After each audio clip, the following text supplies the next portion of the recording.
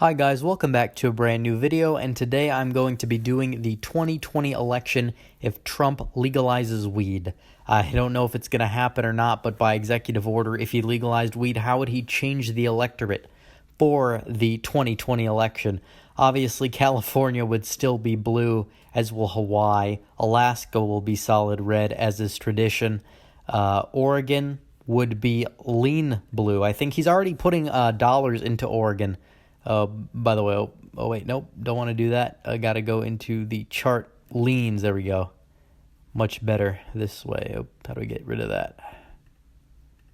Oh, there we go. Okay, so, and Washington would be likely. Washington also has legal weed up there. In the state of Idaho, these states would all be safe. Nebraska's 2nd District would probably be likely. Kansas, Oklahoma, likely as well. And the southern states here and the Missouri, there we go. Illinois will be safe, even though it could get closer, so will New York. Nevada, the state of Nevada is a more libertarian state. A lot of partying going on in Las Vegas. I think they'd be very happy to have their weed. I think that would go tilt in Trump's column now.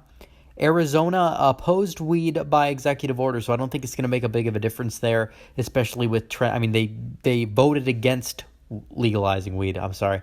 So Arizona should stay in the lean column.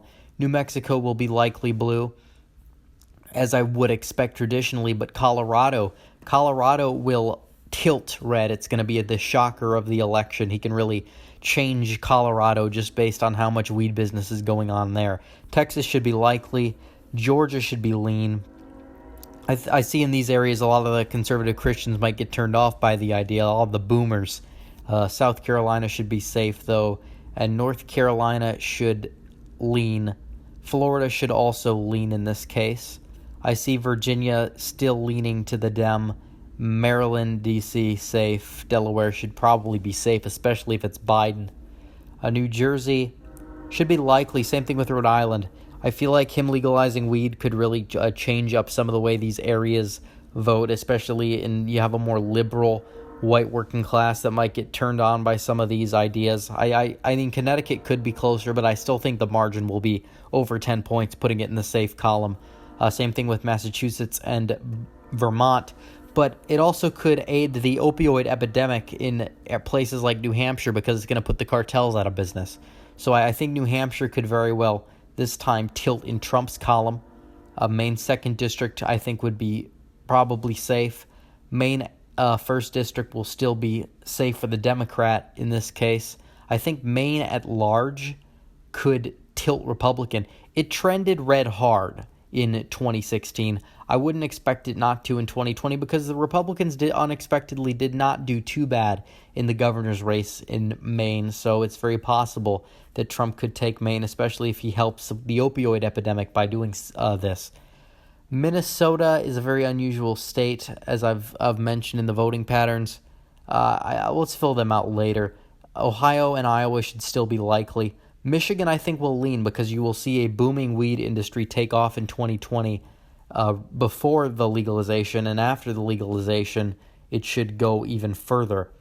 In the state of Pennsylvania, I see Pennsylvania still leaning as well as Wisconsin.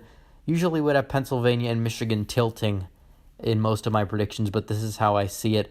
But in the state of Minnesota, I don't know. They don't seem like too far away in Minnesota. I don't think anyone gets arrested for it anyways up there.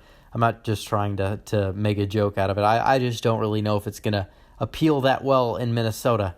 So this is how I see the map looking. 327 for Trump, 211 for the Democrat. Not necessarily, it wouldn't necessarily change the map a whole lot, but I do think that the different groups could vote in different ways as well for this. So it's very possible that Trump could pull off the popular vote if he can get like up to 41% in California.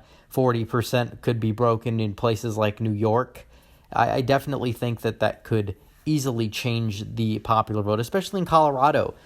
Could shift just based on the fact that you have all these rural areas, the farmers that grown weed there, knowing that they have this additional protection and that their state's rights are going to be protected but now it's furtherly legalized at a federal level, so there's also these other weed crimes they can't get arrested for in a weed-centric state. I definitely think that that could play a factor as well.